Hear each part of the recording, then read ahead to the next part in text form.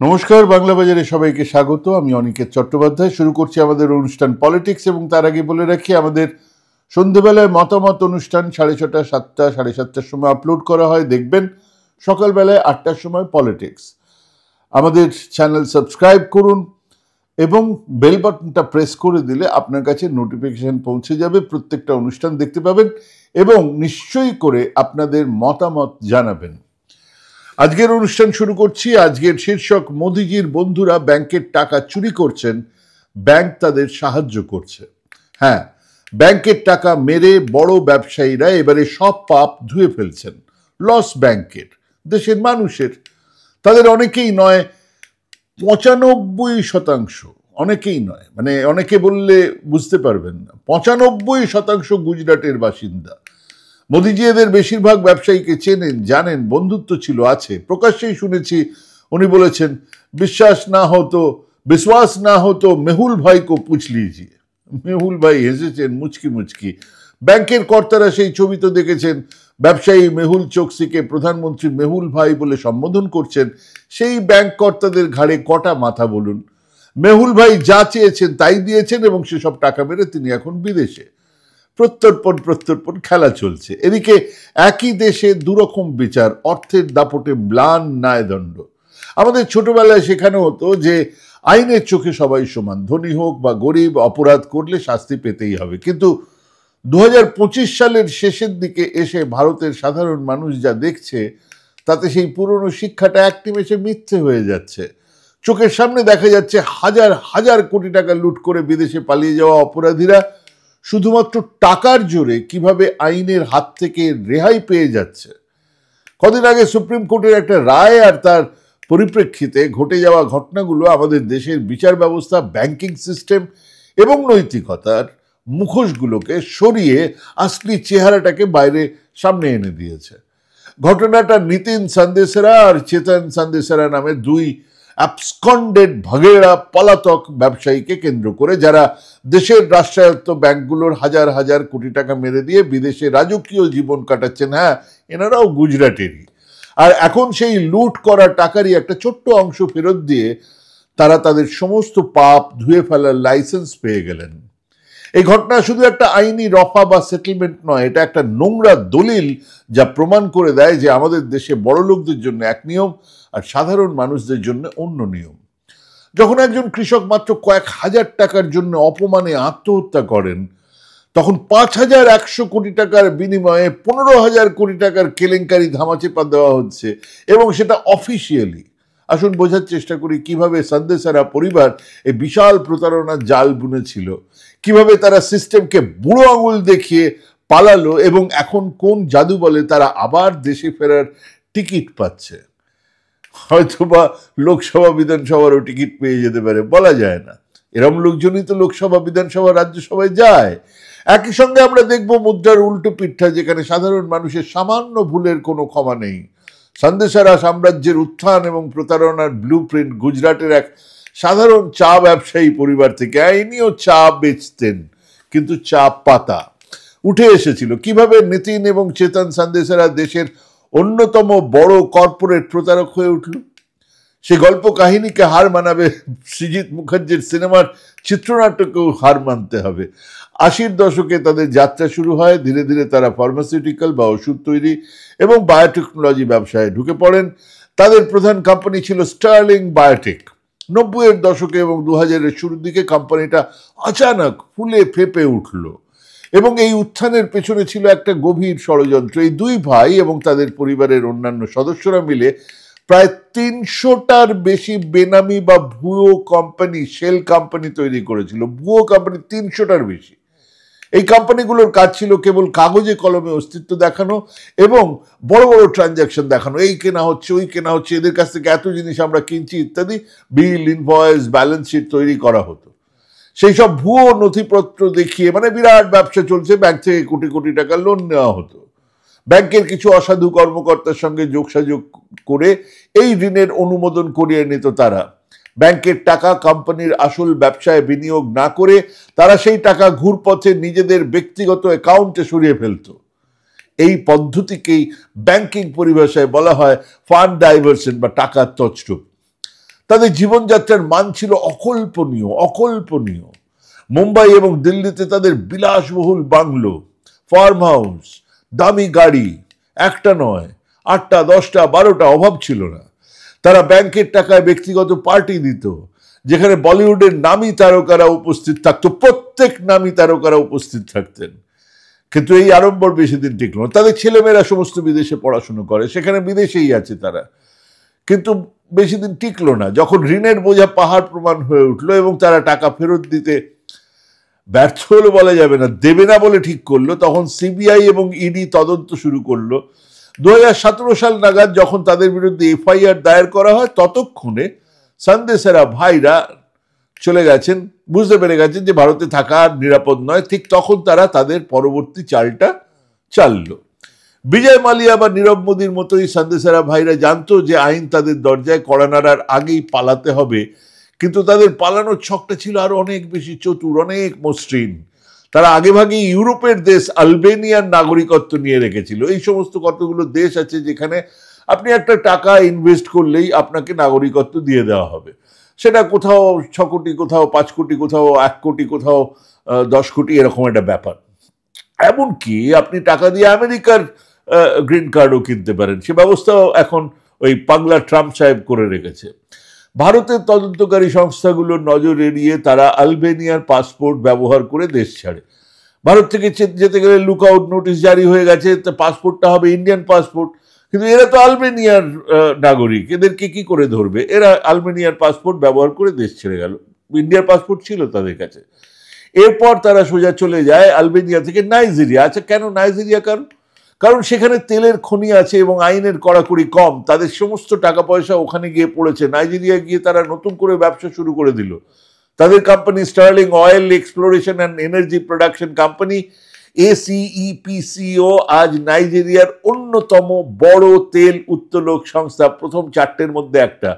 অবাক করার বিষয় হলো, তারা যখন ভারত থেকে পলাতক অপরাধী হিসেবে ঘোষিত, তখন নাইজেরিয়া সরকার তাদেরকে জামাই আদরে রেখেছে, কারণ তাদের কোম্পানি নাইজেরিয়ার অর্থনীতিতে বড় অবদান রাখছে। শোনা যায় তাদের নিজস্ব প্রাইভেট জেট, বিলাসবহুল ইয়াট এবং অঢেল সম্পদ রয়েছে সেখানে। এবার চোর পালালে বুদ্ধিবাড়ের মতন 2018 সালে ভারত সরকার যখন পলাতক অর্থনৈতিক অপরাধী আইন, ফিউজিটিভ ইকোনমিক অফেন্ডার্স অ্যাক্ট পাশ করলো, তখন সন্দেশেরা ভাইদের এই তালিকাতে অন্তর্ভুক্ত করা হয়েছিল। ইডি তাদের প্রায় 14,500 কোটি টাকার সম্পত্তি বাজেয়াপ্ত করে ফেললো। এখন বলা হচ্ছে সেই ভ্যালুয়েশনেও নাকি বেশ ভালো রকমের গোলমিল আছে।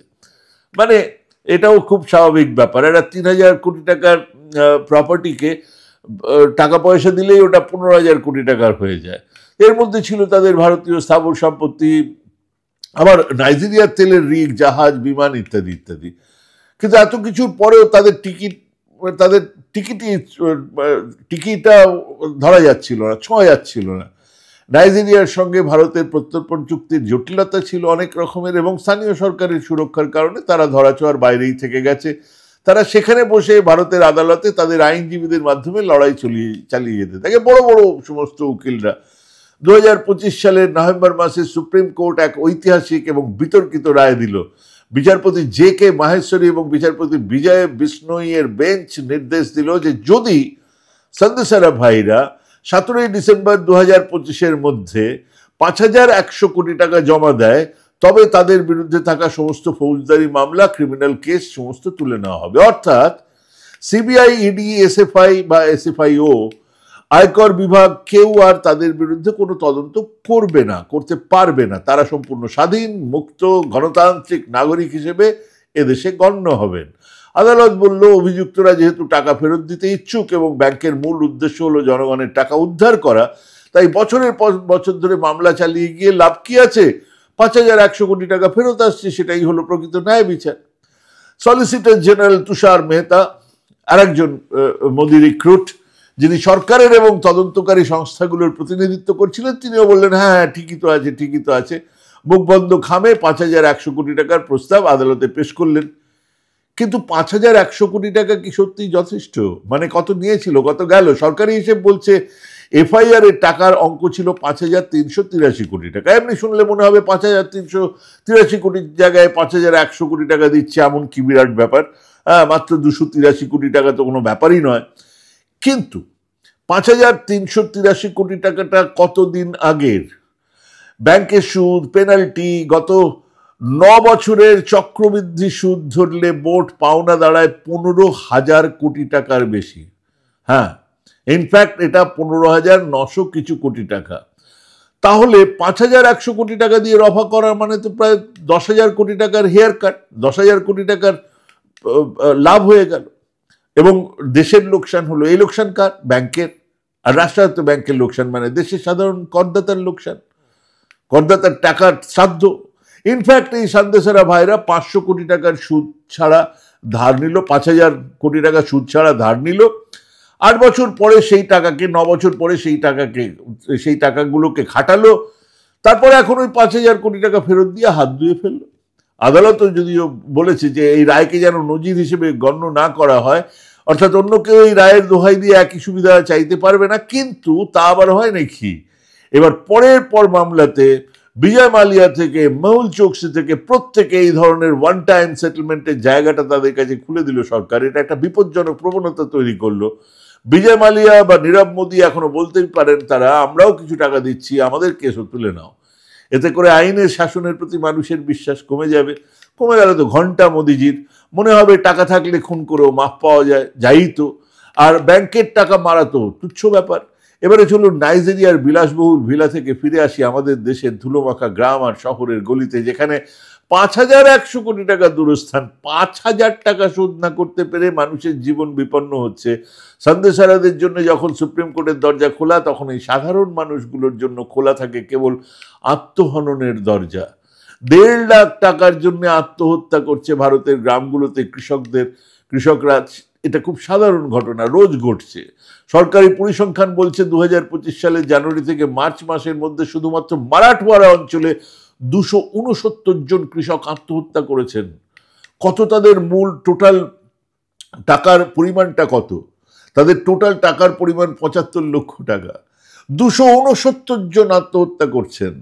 আগের বছরের তুলনায় এই সংখ্যা 65 জন বেশি। কেন তারা আত্মহত্যা করেছেন? কারণ তারা ব্যাংক বা মহাজনের কাছ থেকে নেওয়া সামান্য ঋণ শোধ করতে পারছেন না। কদিন আগে অন্ধ্রপ্রদেশের একটা ঘটনা সংবাদ মাধ্যমে এসেছে, যেখানে 2 ভাগ চাষি ঋণের দায়ে আত্মহত্যা করেছেন। তাদের ঋণের পরিমাণ ছিল মাত্র 1.5 থেকে 2 লাখ টাকা। খরা বা অতিবৃষ্টিতে ফসল নষ্ট হওয়ায় তারা সেই টাকা শোধ করতে পারেননি। ব্যাংকের নোটিশ আর মহাজনের তাগাদা এতটা মানসিকভাবে তাদেরকে ভেঙে দিয়েছিল যে তারা বিষ খেয়ে জীবন শেষ করে দিয়েছেন। ভাবুন একবার, সন্দেশারারা 5,000 কোটি টাকা মেরে দিয়ে দিব্যি বেঁচে আছে, আর এই কৃষকরা 1.5 লাখ টাকার জন্য প্রাণ দিচ্ছে।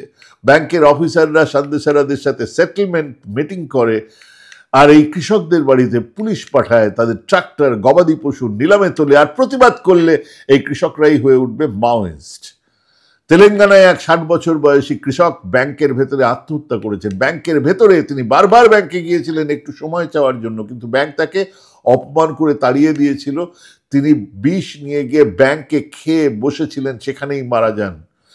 এই যে অপমানে মৃত্যু, এটার দাম কি 5,100 কোটি টাকার চেয়ে কম? শহরের মধ্যবিত্ত চাকুরিজীবী বা ছোট ব্যবসায়ীদের অবস্থাও খুব একটা ভালো নয়।